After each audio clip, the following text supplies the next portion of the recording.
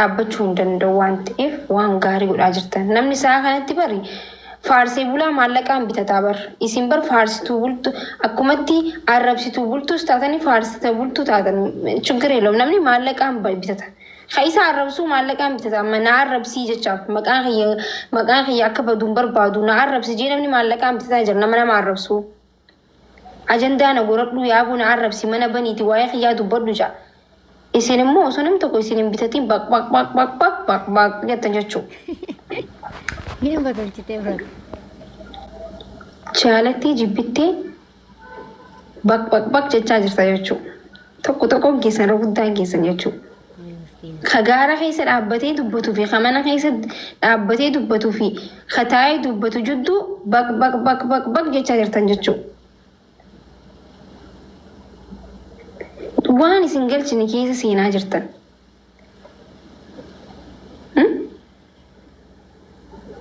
Waan isin galchine keessa wallaahi ani isin jala saalfadhe. Isin jala amma waan aaruu isin fakkaatan no way andaawam isin jala saalfadhe natti toltaniiru. Maaltu si aarsa maatii toonaa? Saroo toonaa reeffa.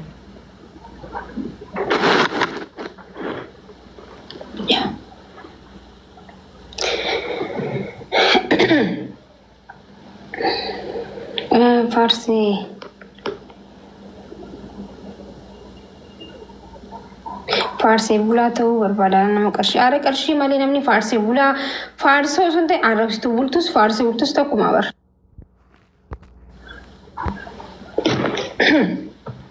Na akkuma beekamutti maakiin deebisaa namaa deebisuun hin beekamtu. Nama jalaa callisuu hin beekamti. Deebisaa namaan deebisuun durumaanu durarraa eegalee deebisaa namaan deebisuun. Never. Okay? I don't like back. Ani sini deebisu. Okay? Sorry. በጣም ነው ማዝነው። አና ከሚ ስኒ deebisaa ቢስሚላህ الرحمن الرحيم. ወላሂ ስኒ deebisuዋን ኦኬ ኦሶ ይስም በቀቀቹ ባትኒ በር እንቱ ወንቲ ዳበር ዲ ani bar jechuun akka kuula dibattu isin godhe libbistikii dibattanii tolfattanii akka na arrabsitanii isin godhe jechuudha takko jaa. Lammaffaa hofoo uffattanii shamiiza uffattanii akka biidoon irra waraabdanii isin godhe as taa'ee kursii tanarra taa'ee jechuudha. Akkam fagaatu namni 20 ol waa'ee maakiinii haasa'u miidiyaa kanarratti yoo xiqqaate namni 20 nani arrabsa miidiyaa kana gubbatti. Biidiyoonis ta'e laayifiinis ta'e. You know? 20 ولا كان تكون مسيا رفسا لبو نقعد بتشوف ولا كان تكون إنه مسيا رفسا إبصرة أتي قربان كسين قوتو أتي قربان قوا من قوان إسنجالي هنجرو بايسوي خجارتي مرة حاسويتو في كان إيرا راقباتي حاسويتو يا بدا قوا سجالة قوان هنجرا أفلالتي جرتا دراين قوا جاقبين قوا namni akkamitti waa'ee mana namaa haasawaa ofiin araada ofiin jaa.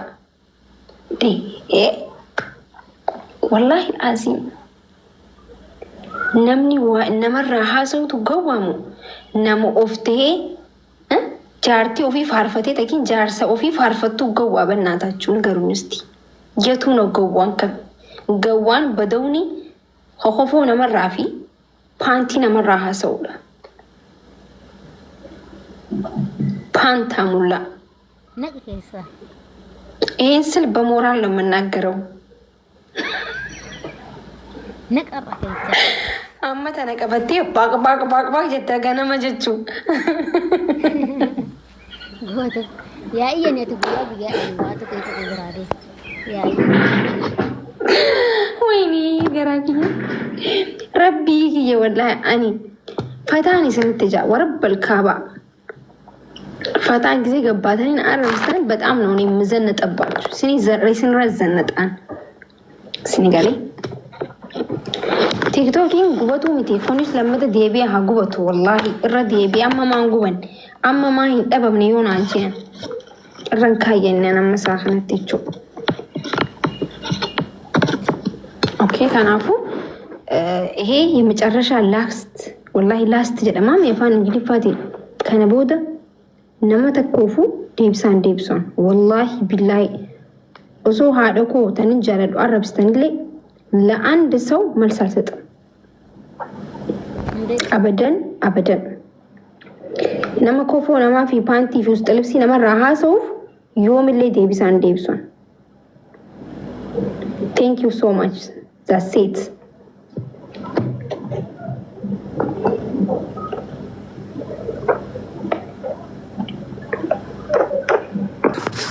السلام ورحمة الله وبركاته حفرسو كم مكوش مجالا ترتا نجرى والله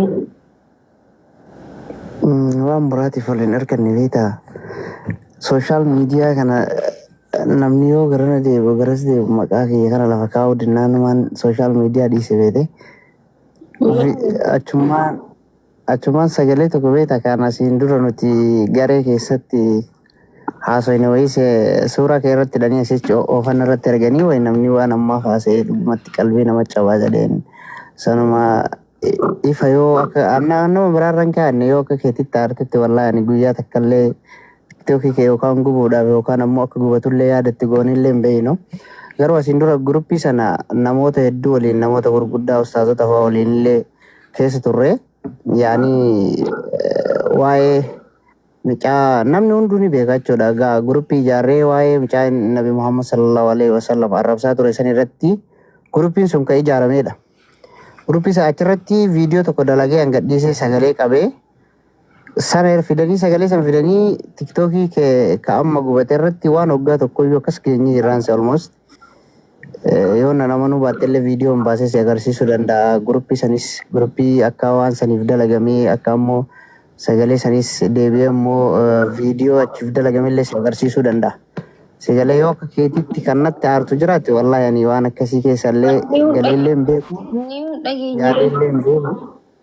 Namni hedduun sheernatti godhee beektaa feesbuuk kanarrallee deddeemanii akkanatti ijoollee maturre isaanii maali kanarra gubanii minaamin waan akkasii haasa'anii sagalee sana irratti hidhanii sagalee sana dammoo namni hundi quba qabaa jechuun waa'ee gizee bicaan nabi Muhammadii fi quraana arrabsaa ture sanii.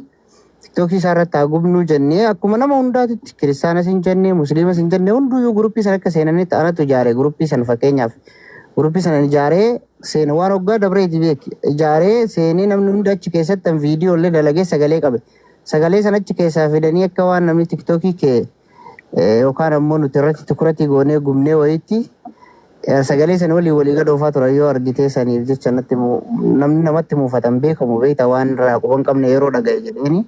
Saniif sitti odeer gaddee ammoo nama tiktokii keetii miti nama Oromoo biraatiyyuu nama Oromoodhaaf dubbatu yookaan nama Oromoodhaaf yeroo dheeraa Oromoodhaaf dubbachaa ture irra gubuu yaaduu miti jechuu barbaadeen warra jala jiru ni beeytanii gizee guruppii sana hiine jechuudha sababa mucaa awwalee jedhamu saniiti ni beeytan jedhee yaada sagalee achi keessaa fuudhamee dhufe hundi keessan deemtanii seentanii ilaaluu dandeessanii viidiyoon dalageerra achi kama kee irratti hidhanii asii jecha oofanii namni dhaga'ee namatti muufata jechamaa fi kanumaafi. Sorry, dhiifama addaan illee siqote. Rakkoon hin jiru namni waa idiitu godha namni waa hedduu anaa waa hedduu amma dura waan ani jenne fa'aa jettee jaanii idiit fa'aa godhachuu turani namni nama waliin buusuudhaaf waan hin goone hin qabu sanifuu waan immoo waan na gootees hin jiru an akka farsoon akka nama tokkotti yoo nu arrabsees feemasoota hunda walii qabee nu arrabsee jira nu arrabsuus ግን akka nama dhuunfatti tiktookiin irra gubuudhaaf wanta isa wanti jiru jiru kanaafuu wanta ani wanta akkasiisan hin fudhadhu yaa rabbiin tiktookii ni deebi'ee jennee abdii qabna kanaafuu rakkoon hin jiru.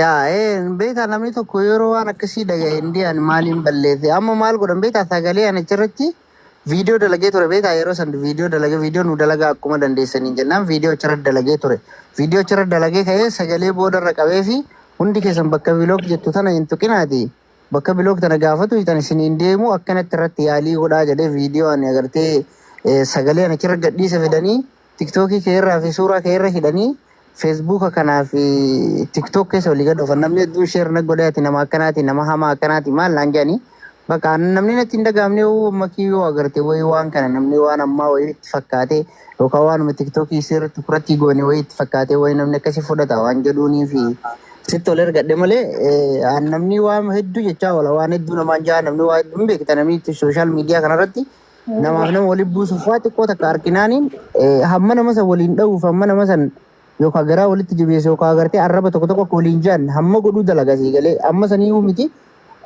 namni waan ati godhin godhe jee sirra ragaa bahutu jirra jechuudha tiktok kanarra zaman akkasii keessa jirra sii galee kanaafuu sooshaal miidiyaa irraallee sanumaaf lash jennee jechuu barbaadeeni ayya akkanumaan si hubachiisuu barbaade warri as jala jiru hedduun isaanii ni beekan jechuu amma dhugaa jetteedhaa jiran argaa jirta akkasitti ijaarame jechuu barbaadeenii galatoon ulfaadha yaasaa keetitti deebi. Ani si dubbadhee itti fakkaatee dubbataa turte jechuudha.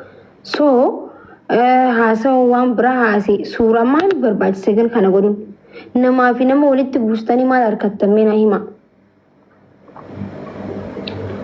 Isin maal harkattan garuu haasawaa namni biraa waan biraatiif haasee fiddanii nama sana irratti hiitanii sammuu namni sun gisee wallale warra baqa riikardu gootan waan hin taane warra riikardu gootan kuni maaliif namaaf nama walalchiisu barbaaddan isinoo maal harkattan barra kun sani bar isiniif faayidaan isin nama walitti buusuudha isiniif faayidaan isin qabdan maali fooloo jettanii viidiyoo waraabdanii amma namni waan gaarii waraabuu hin jira waan nama kobolchisu waraabuu hin jira dirqama waan namni arraba qofa waraabuu osoo hin ta'in waan gaarii waraabdee fooloo argachuu hin dandeessa nama hedduu fooloo qaba amma nama waan gaarii dubbatee fooloo guddaa qabu hedduutu jira nama nuti illeen fooloo goonee riipoost goonee fi sappoort goonee hedduutu jira jechuudha maaliif waan gaarii waan godhaniif. Riikardi maa gootanii miti riikardi godhaa gan waan gaarii yoo riikardi gootan waan namni illee koofluu danda'u waan namni illee itti baratu nam tokko amma anfaan rafaan jira ganama giseen ka'u riikardoonni ni jiran warra si arrabse yoo raftee si arrabsiis yoo tiktook irraa baddeetis waan ta'u si wanta akkasiin dabru amma miidiyaa kana gubbatti wannummaan akkasiin dabru feetu miidiyaa irra jiraadhu feetu miidiyaa irra hin jiraatin sii fidan tottolchanii mimmi'eessanii sii fidan jechuudha. Amma wayii na dabra fa'aa jettanii nama gaafachuu hin qabdan barsi.